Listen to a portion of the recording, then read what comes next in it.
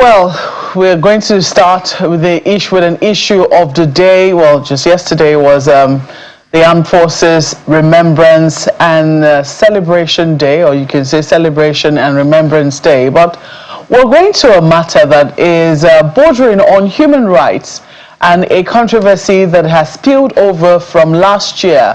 One of the major issues that happened last year were the August protests, also known as the End Bad Governance protest. And some of the things that came off of that protest were how the protest in some instances went out of hand, police high-handedness in that protest.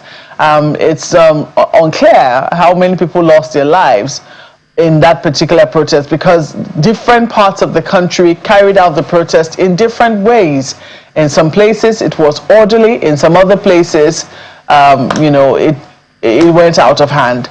And so there have been controversy as to how many people lost their lives. The Nigerian police maintains that no one lost their lives, but not for the National Human Rights Commission and not for Amnesty International. And only recently, Amnesty International released a statement talking about how many people lost their lives in that particular incident. However, the Nigerian police has not been happy about that particular statement and has asked Amnesty International to apologize and retract their End Bad Governance protest report. Something which Amnesty International and a lot of other human rights society view as intimidation, a threat, and harassment. Well, we're going to be talking about that now and the general civil society space, what we're doing in terms of human rights violation or upholding human rights in Nigeria. And we have with us this morning a senior advocate of Nigeria, Mr. Okutekpa. You're welcome to Sunrise Daily. Thank you very much. Good morning, Nigeria. And we also have with us Mr. Rafsanjani, who is the executive director, CISLAC. You're also welcome to Sunrise Daily as well. Thank you very much and good morning. Your agency, I beg your pardon, your NGO, was one of the 59. A lot of CSOs signed up to that particular statement, warning the police to desist from intimidation and harassment, and also making an appeal to the president. What exactly has informed your statement on this? Do you really consider this harassment and intimidation? Thank you very much.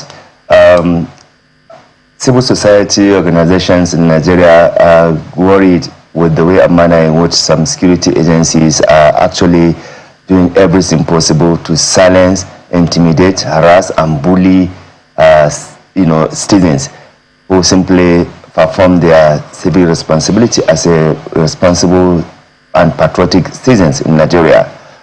We all know what happened during the End Bad Governance protest, where we witnessed loss of lives and properties. And Mr. President, in two of his speeches, he had actually acknowledged that there was killing in Kano, Jigawa, Borno, and Kaduna, and other places. This is Mr. President acknowledging, and he said that I am very pained with the loss of lives and even destruction of properties in these places. Secondly, Mr. President also, when some policemen are incarcerated and maltreated the minors, and they were brought in to the courts, Mr. President, in his own speech as well, expressed concern and worried, and in fact, he said that this matter must be investigated, and every police officer or security agent that was involved in detaining minors, maltreating them, and also involved in the killings must be thoroughly investigated and will definitely be punished. Mr. President further said that there will be a committee that will set up, that will be headed by Ministry of Humanitarian Affairs, that will look into this issue, hopefully with view to ensure compensation of these victims as a result of this protest. So with all the statement made by the president, some people in the police who are demarcating, who are determined to demarcate Mr. President and demarcate our country, they have dismissed what the president have said, and they went and, do a report by themselves without any public involvement, without any government agencies involvement, to come up with the report. They have come to dismiss all that even the president had acknowledged and that the country have witnessed. That is why we are worried and concerned with the letter that somebody in police have written to Amnesty International, warning and in fact threatening to take legal action and other appropriate action against Amnesty International. You are not actually threatening Amnesty International. You are actually further dehumanizing the nation, trying to send another wrong signal to the international community that our country has no rule of law, have no respect for human rights. This set of police officers are undermining Mr. President and are also undermining the Inspector General of Police, because what they have done, even at the court, where they say that the children that as a result of hunger and maltreatment they received, they emaciated and they could not even stand very well, and people saw how they were even struggling to eat biscuits in that place.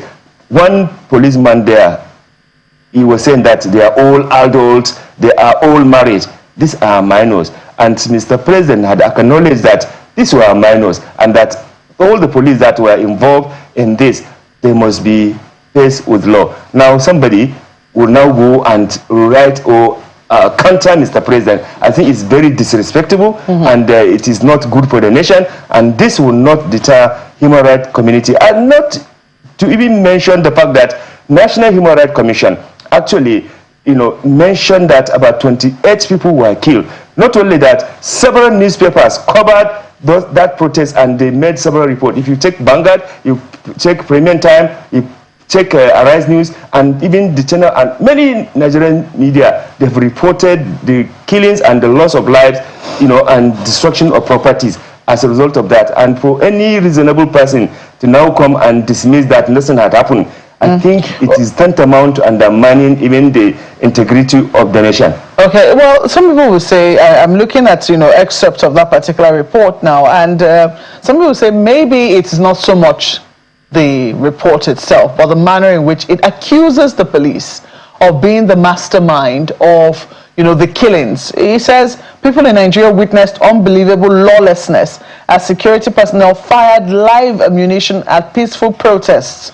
The death toll could be higher than 24 because of the authorities' desperate efforts to cover up the atrocities.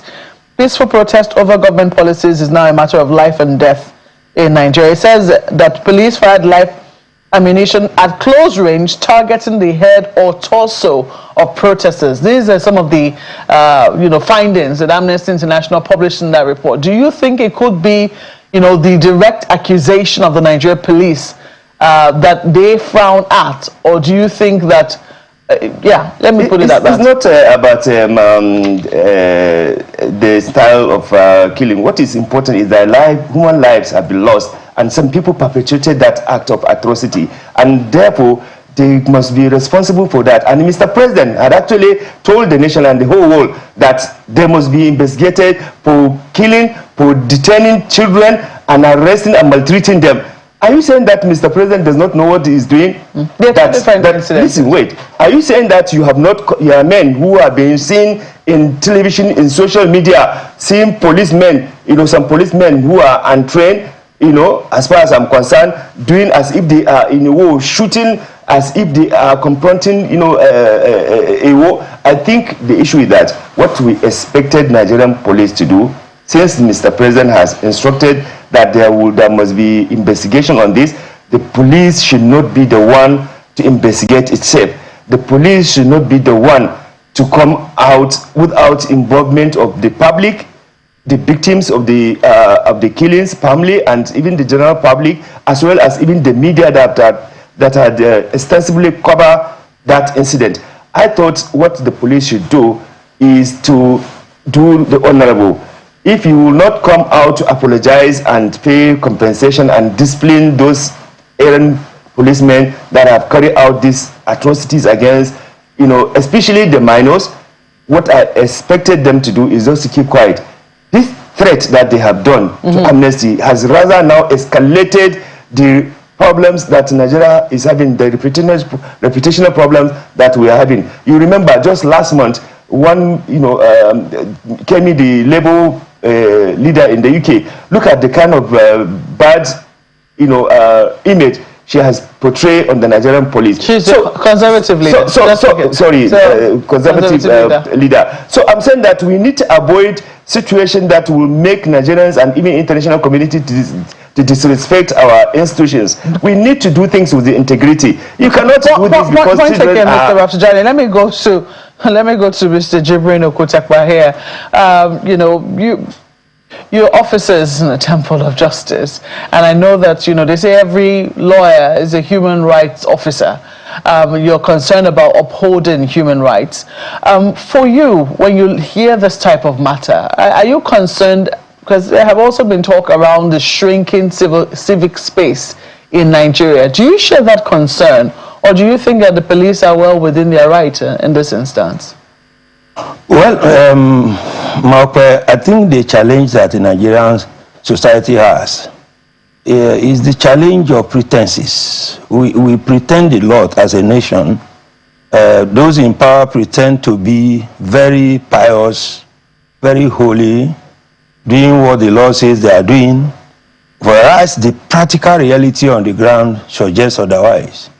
And so, like Alwa rightly pointed out, the reputational damage to the image of Nigeria as a nation, given the kind of conduct being displayed by police authority towards Nigerians in a situation where Nigerians are exercising a constitutional right of protest, a constitutional right of complaining, a constitutional right of bringing to the knowledge of government that Nigerians are facing excruciating pains in their society, a constitutional right to complain that all is not well with us, with governmental policy, with the conduct of law enforcement agencies. The police are becoming more Catholic than the Pope, so to speak. The duties and responsibility of the Nigerian police is to, one, protect, defend, and detect and prosecute crime. But where a police institution began to attach to itself or arrogate to itself the power it does not have, that lies the problem. For anyone to deny that during end bad governance protests, life were not lost, it suggests to me with profound respect an act of irresponsibility.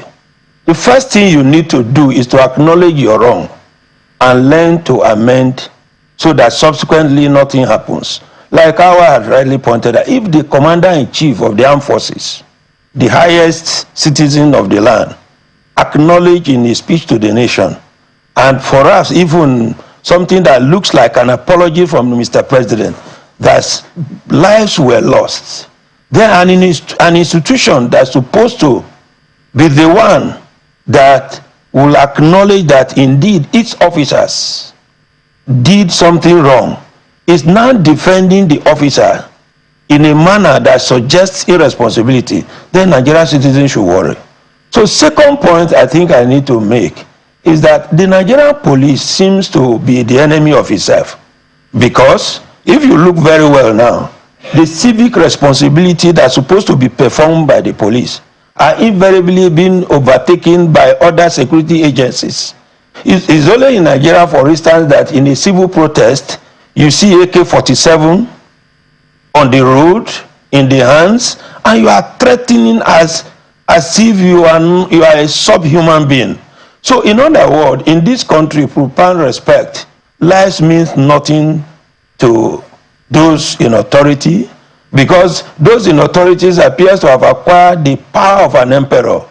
The king does no wrong, so whatever they do is correct. And the reasons for all of this, my opinion, is that Nigeria is about the only society I know that those who commit wrongs go scot-free because there are no consequences for misbehavior. Otherwise, in the civilized society where people respect law and order, the rule of law holds sway, when people are protesting and demanding and asking that the conditions of service, condition of living, the living condition be improved, for me, it amounts to aggravated murder.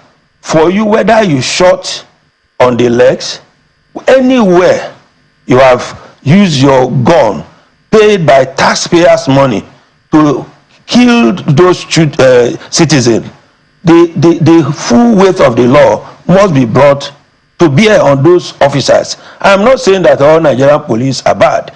It's getting to a level now that to even offer a harsh criticism of government, including saying that it will not be well with those who have done A, B, C, and D, including those who are not in power but are closely related to those in power.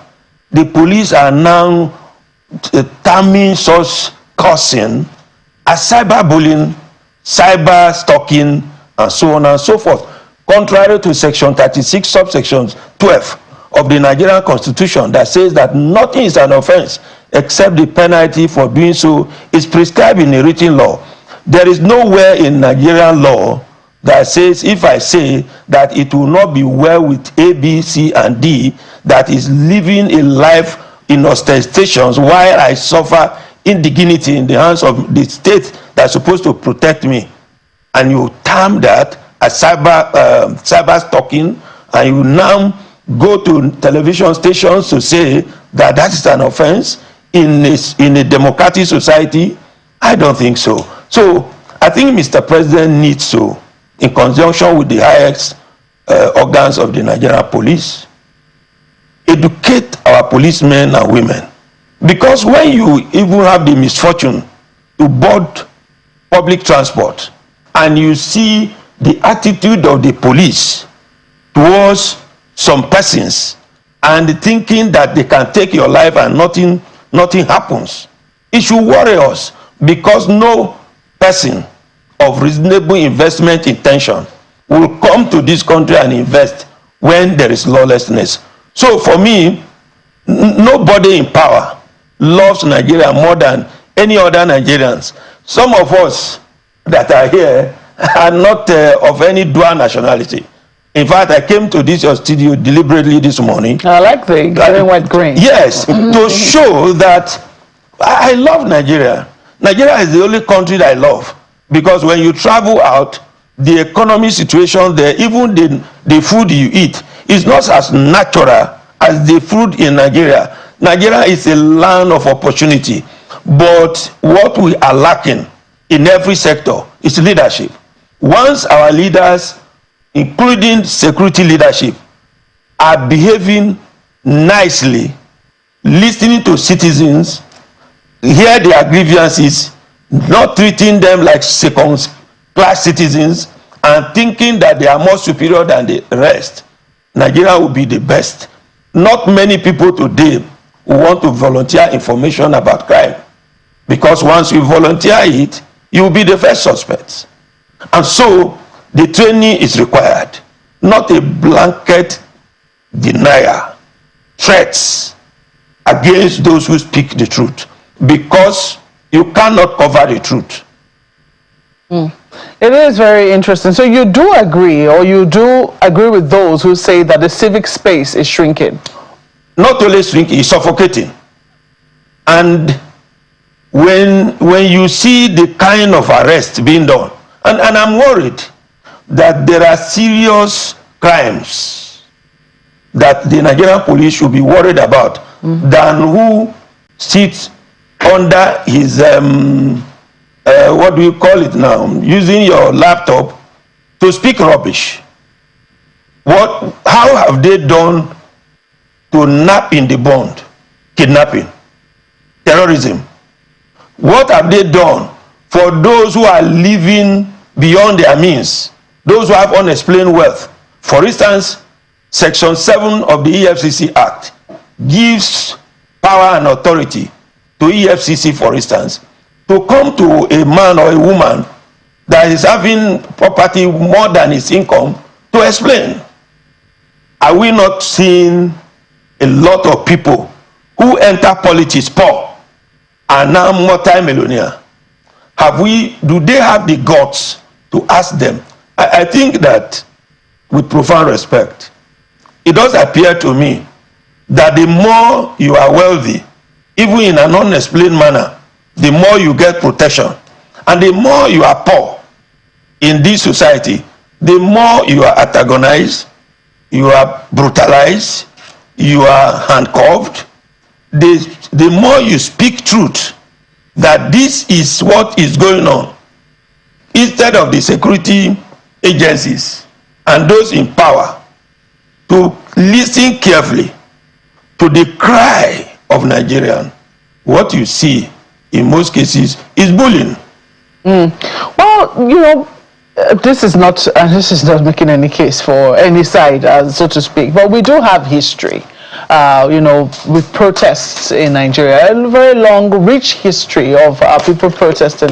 Very recent history, though, has not been very, favorable. When you think about the End SARS protest, the fact that Nigerian people have not been very happy with the services of the Nigeria police, especially the SARS unit. We saw what happened in 2020 and how that protest got out of hand. We also know that there were repercussions as a result of that, both for the police and the Nigerian people. And a lot of things were left unresolved. Never mind the fact that in a lot of states, there were also, panels of hearing, panels of inquiry to find out what was happening and also to try and compensate those who had suffered injustice, over the years. But a lot of things were still left unresolved in terms of, equipping the police, making sure that they're well trained, making sure that they're well remunerated. Those things that have still been left undone. Well, we move now to 2023, where another protest was, about to be carried out. And I do remember that there was plenty of anxiety, particularly because people were uncertain as to, who the masterminds of this protest were, who were the people who were going to be leading the protest.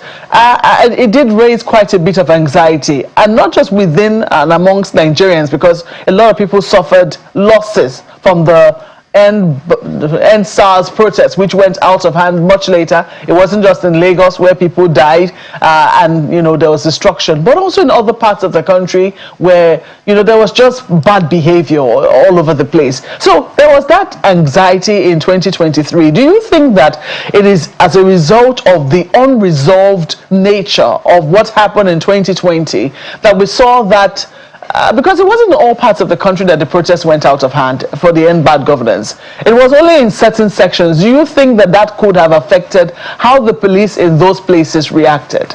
Okay, first and foremost, we as civil society, we advise both the protesters and also advise the Nigerian security agencies, particularly the police, that why can't you even escort and guide and protest the protest itself?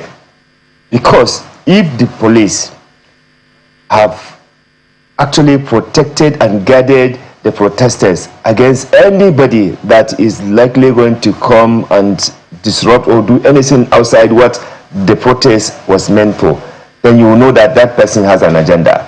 But the inability of the police to listen, to actually protect the protest itself and the protesters, that was what gave opportunity perhaps to some people who have other intention.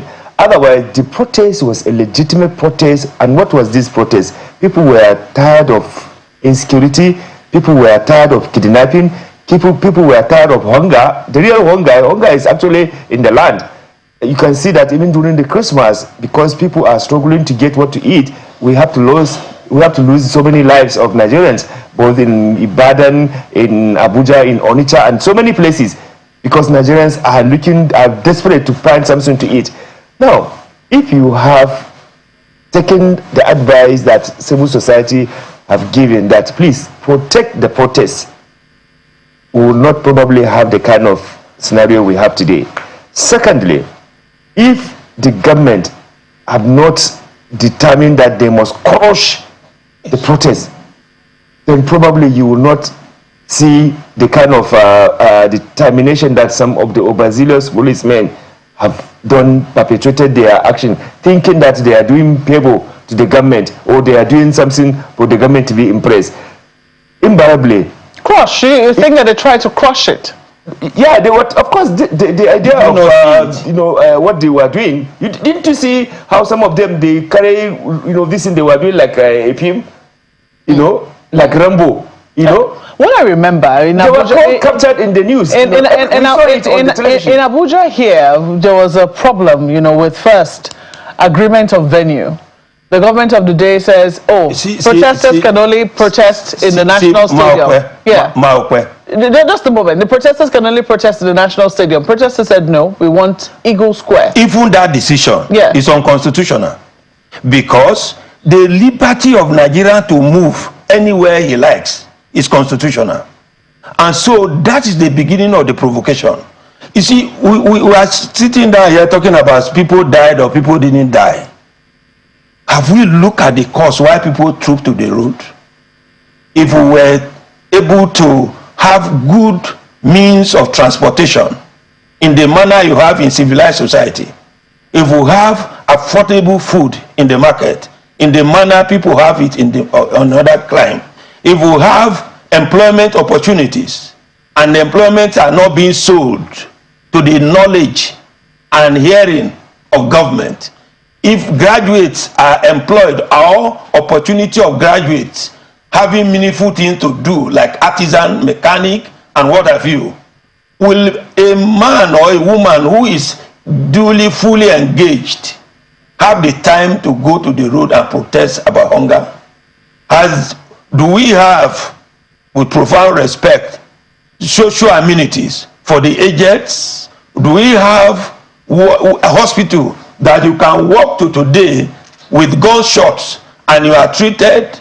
Are we not living in a society where people who are in government are lawless with profound respect, driving against traffic and nothing happen? It's only here that somebody who is just an ordinary councillor comes with the authority of arrogance of power and thinking that nobody again exists. So I think that we need to discuss about why Nigerian protests. We need to, because I said it with all respect, they confine them to Moshood Abiola Stadium. Yeah. Then they got order of court that was targeted at persons who were not parties to proceedings. At that stage, we were making our judicial arm a laughing stock, because when you are to make an order, the principle of law is very clear. It strives that no order can be made against persons who are not party to the case. Who were the parties that the order were made? Who knew who was going to be on the road for you to get an order? So when Alwa talked about provocation, I think there was a provocation putting more pepper to the injury. Yeah, but let me get you straight. I mean, are you saying that protesters can protest anywhere they please? No, not. Where is the law that they cannot enter the, what do you call this one? National Stadium. Not National Stadium. The Eagle Square. Eagle Square. Didn't you see those who were said to be protesting in favor of government, protesting there? Nothing happened to them. Did anything happen to them? Did you not see that even at that time of protest, people who claimed to be counter-protester came and were attacking those who were protesting? So all of this, with profound respect, is a failure on the part of those who have responsibility to ensure that the protest does not turn ugly. And so when there is a deliberate provocation for an already hungry man who wants to show you that he's hungry, anything can happen. So there was a mismanagement on the part of authority about that protest, because you know, and it's in the constitution which you swore to uphold and defend, that the right to protest is constitutional. So as a police institution, who therefore have responsibility to detect, protect lives and property, you must then have your management acumen properly put on the highest alert that A, B, C, D will happen. If it does happen, how do we manage it? So when you come out in a manner suggesting that nobody can do anything in a society when everything is allowed to be done by law and within the bound of law, and you are provoking it, then human beings are bound to react. So for me, if you ask me to sit as a citizen of this country, it was a failure on the part of those who have responsibility to manage that protest in a way that it should not degenerate, that led to the degeneration of that protest. And when you see the people that in Kano, you saw the protest degenerating to burning down of houses, and you see the people that were arrested were minor. And then, like you rightly pointed out in the intro, we were told that those people who were produced before the court were master degree holders with wives and children. It's only I don't know how to put it, but you can only fool those who have no reasonable sense. But those of us who saw those children, malnourished, being fed in the court, and for which Mr. President intervened, and for which the Honorable Attorney General promptly filed an application for what we call noli, and they were discharged. Are you saying that the police do not know that those people are not supposed to even be brought to open court? They are supposed to be taken to a court. The question is, should it have ended there? If I mean, these people at the very top, the president intervened, the attorney general filed a noli, should it have ended there? Yeah, that is the reason why we find the police action against Amnesty International and other Nigerians very ridiculous, dismissing Mr. President's directives. Mr. President had rightly acknowledged and actually expressed the worry and the pain to see these minors languishing, which has created international bad image and reputation, because it was in CNN, Sky News, everywhere. And then Mr. President, with profound respect, owns Nigeria responsibility not to continue the system of impunity. You talk about NSAS protest. There were deniers that nobody died, but subsequent evidence shows otherwise. So why is it that when people go to power, they prefer to tell Nigerians what appears not to be correct truth than to talk about the truth and admitting and finding solution to it? Because Mr. President's speech or the broadcast to the nation or whatever it is acknowledge that all was not well. If I were to be Mr. President, I will match my words with action. The Inspector General of Police and all police hierarchy must be ordered to investigate what happened. Who provoked it? Is it politicians or any other wealthy Nigerian that does not mean well for the government? Who were the thugs that came to disrupt the protest? Who were the people protesting? How come it degenerates? It should be like the Okutekpa panel, what I call, borrowing the language of Chief Jebediah, opundential. Let us see it. What is it that we are keeping secret? And things are going haywire in this country. Well, I'm about to make opudential this conversation because I know that Ayo would also like to come into this conversation. Ayo. Well, thank you, Mark. I was thinking that, particularly the two gentlemen with you there, knowing the parameters that we as citizens also should be working. Let me begin with you, Mr. Rafsanjani. If you can hear me. I'm not hearing him. Can you hear me now?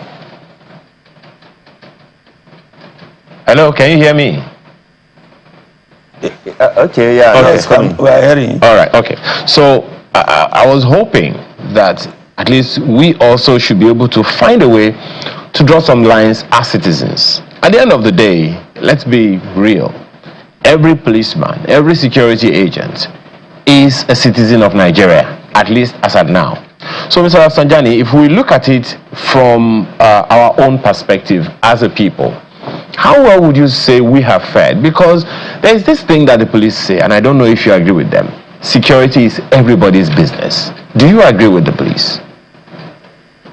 Well, just to let you know that we are absolutely, in agreement that, the security, Nigerians, every Nigerian must support government to secure and protect and ensure that everyone lives safe. So therefore, I share the views that security is a collective responsibility. However, there's a lead people who are specialized. I do get that. I'm coming somewhere. Just a second. To do that. Just a second. I do understand that. I just want us to see how well we as a people have covered that flank. Not that the police does not have its own faults. I mean, it's well known. It's a general knowledge. I mean, the police has its job cut out for it. And over the years, from as far back as at least 10 years ago, I can recall a campaign had carried on for 10 straight years that boiled over in 2020. And of course, we all saw what came up as a result of it. I'm just asking if we as a people, both in the local levels, in the suburban parts of the country and in urban Nigeria, we've been able to cover that flank of the citizens, we the citizens who are not gun carrying security agencies or even any law enforcement agent at all, if you think we have been able to cover that flank well enough. Well, let me speak for many civil society organizations. When we look at the conditions of police, the welfare and their promotion and their safety, we actually canvassed and advocated for improved amendment of the Police Act. There are many number of policemen who were due for promotion. They were not promoted. There were a number of injustice even within the policing system in the country. Civil society stood by the police. Even up to now, we are still supporting the police in many ways because we believe that they are Nigerians and whatever they are doing it for the sake of Nigerians and the Nigerian people. However, because of the many wrong recruitments that have gone, people who should not even be in the police in the first place, they have been recruited with the poor training, and therefore they did not even understand the basic human rights in their operation because there's no that kind of training to even make them understand that, look, you are not only recruited to kill people, you are also recruited to ensure that you provide the necessary safety and support to the Nigerian people. And you are not recruited to come and do extortion, the outright and ridiculous extortion you see in Nigeria. Every street you go in Nigeria, they have barricaded it, and if you don't give money, you will either be delayed, or you will see even the worst of it. That is not the kind of thing that we want to be saying. And we have been advocating for increased budgetary allocation to Nigerian police. Look, even on this budget, we have been canvassing to the National Assembly that they must increase the budgetary allocation. So we are doing a lot to support the police, and many of them, we know they are gentlemen and women, and they are doing their work in a very responsible manner. So the bad egg that are over exaggerating or that they are overdoing things, thinking that they are impressing the IG or they are impressing the government, that is not the issue that we can contend. Okay. Look, just last month I participated in one protest somewhere, even in abroad, and the police were actually guiding the protesters.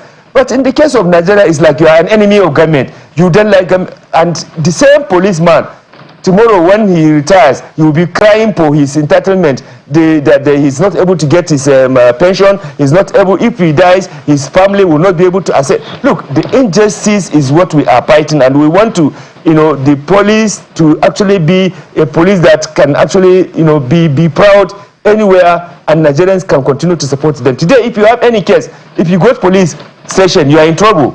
Many Nigerians, they don't want to go to police station because you brought a case, and you are now going to be the victim.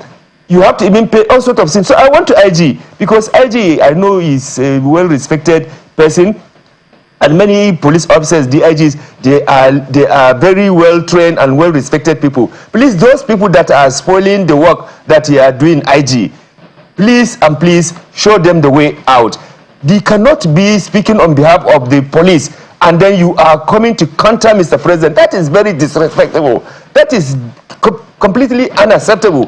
Who are you to come and counter Mr. President? Okay, well, as a policeman. Well, Mr. Okutekpa, you know, one of the things that has also happened as a result of this, you would also recall, is that the police has since responded to the issues, you know, that were raised, you know, by Amnesty International. And of course, as would be expected, a number of issues have been raised by the police, and they are also saying, you know, that at the end of the day, the idea that the police officers should respect and protect the rights of the people they serve is not something that can be argued.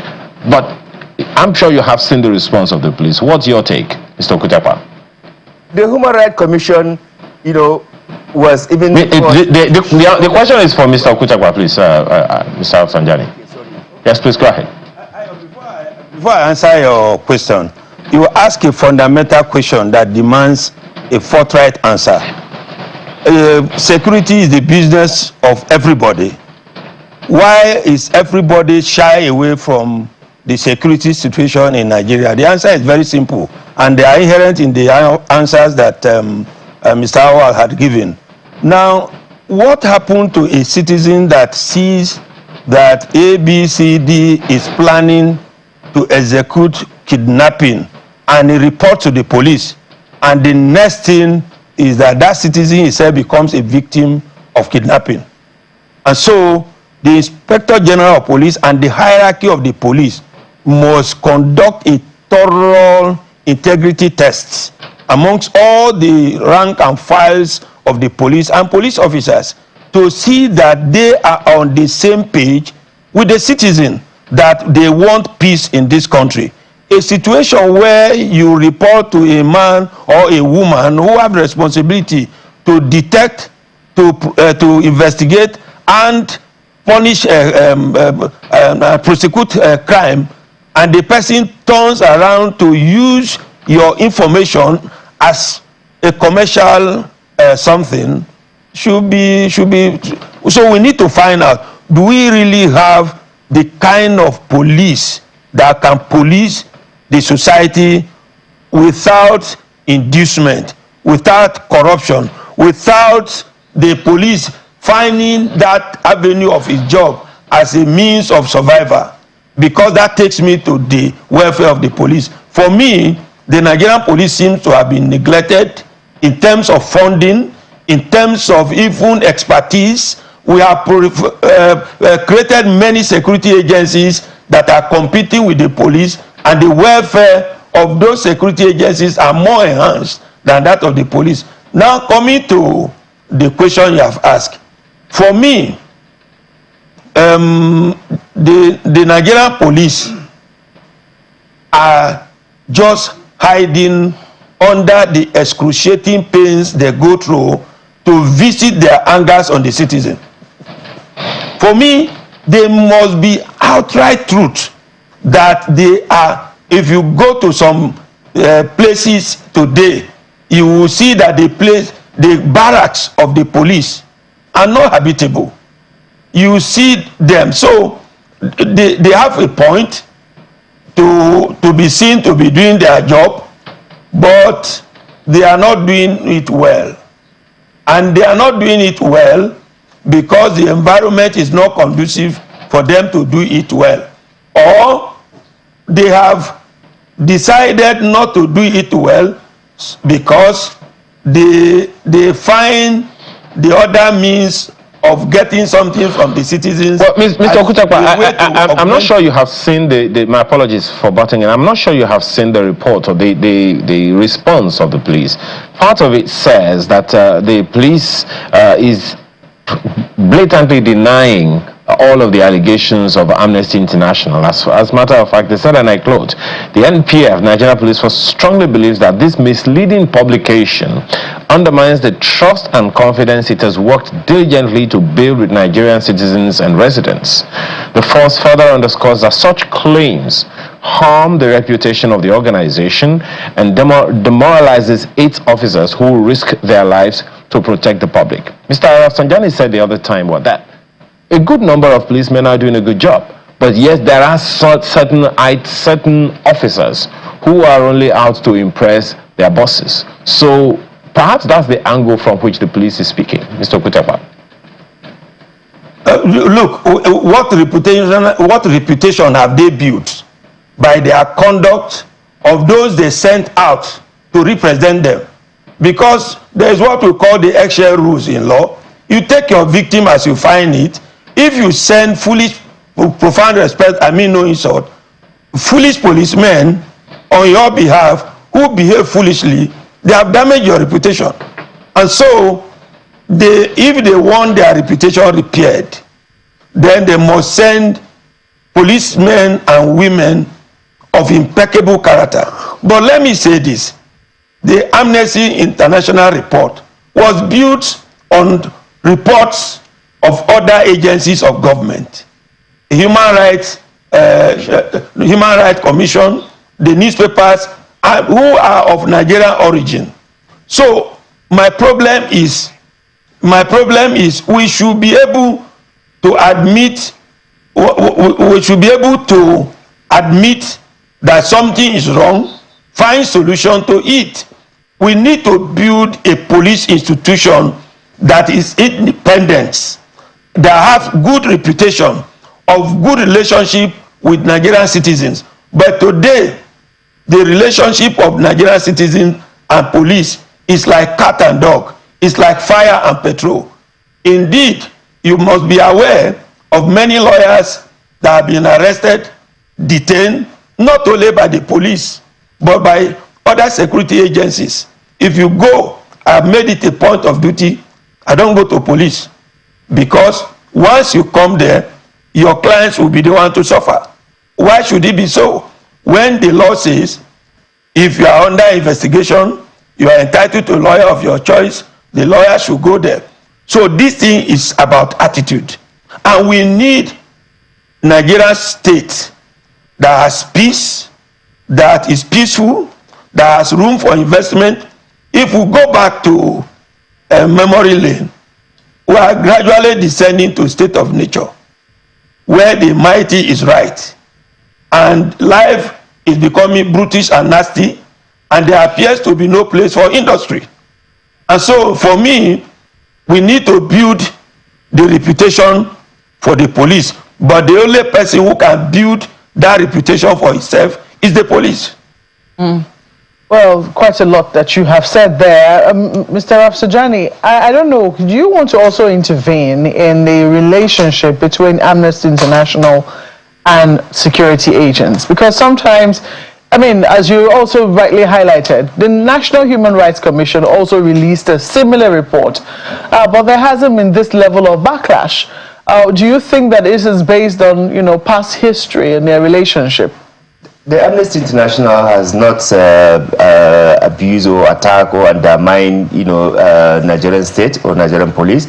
All that Amnesty International is calling on the government is that protect the lives and property of Nigerians as enshrined in the Constitution and various, international treaties and conventions that Nigeria has committed to.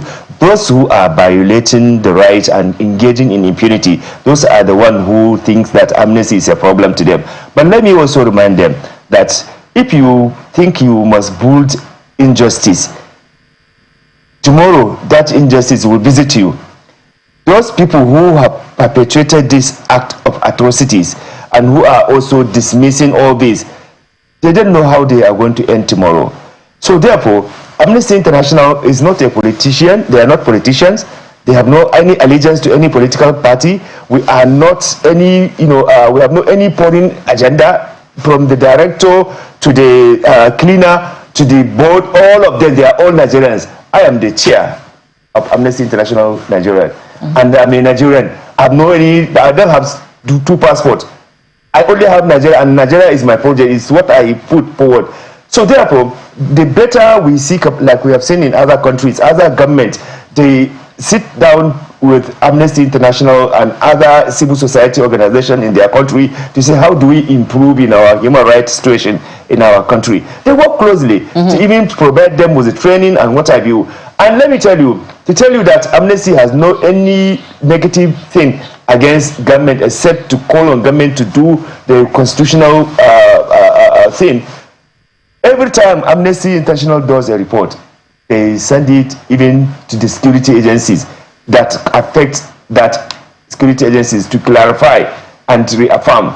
Secondly, when Amnesty International is launching a report, they invite all the security, including the police. They have been attending Amnesty International. It's just this set of policemen that have come and they want to do impressive things, and they are in the process undermining the reputation of Nigerian police. And therefore, I am calling on the IG, because let me say, IG, I believe you will be able to listen and take appropriate action. He should caution those who say they are speaking on his behalf, because they are damaging him. Okay. Well, I think it's a fine place to leave it, gentlemen. We're totally out of time on this particular issue. We'll wait to hear from the side of the Nigerian police as to what exactly, psychophancy. Yeah, what exactly has informed their reaction to the report that Amnesty International has done. But gentlemen, we have to thank you so much. I mean, I really admire this tie. Thank you very much. I'm Nigerian. Surprisingly this morning. Jibril Okutekpa is a senior advocate of Nigeria, and Mr. Rafsanjani is the executive director, CISLAC. Gentlemen, thank you once again. Thank you. Thank you. Well, it is top of the hour now. We're going to our studios in Lagos, where Inijam Mekwa will be bringing us Business Morning on Sunrise Daily.